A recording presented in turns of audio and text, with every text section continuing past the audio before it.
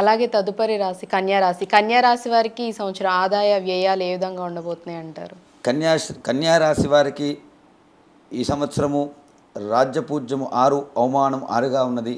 అంటే వీరికి సగము మాట పలుకుబడి అటు ఇటుగా మిశ్రమ ఫలితంగా ఉన్నప్పటికీ ఆదాయం ఖర్చులు మాత్రము 14, ఆదాయము ఖర్చు 2, లాభస్థానం నుండి స్థితిలో ఉన్నారు. సప్తమాధిపతి శని, దశమాధిపతి గురువు, కేతువు.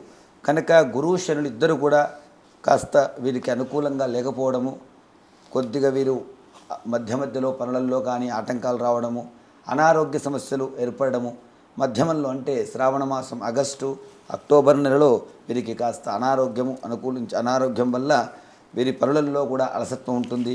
కనుక వీరు గురుదేవులను శని బాగా పూజ చేసుకోవాలి.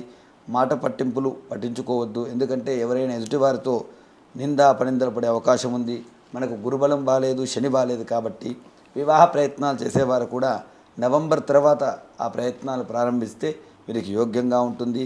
మొత్తం మీద కన్యా రాశి వారికి 45 నుంచి 50% మిశ్రమ ఫలితంగా. అలా అని చెప్పి అధైర్యపడే అవసరం లేదు.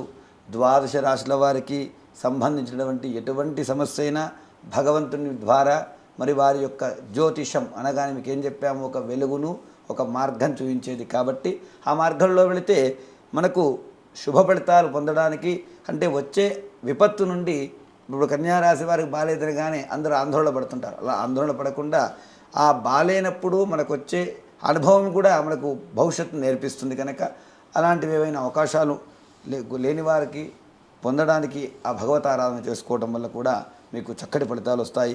కన్యారాశి వారికి 100కు 50-55% వరకు ఫలితాలు ఈ సంవత్సరం గోచరిస్తున్నాయి.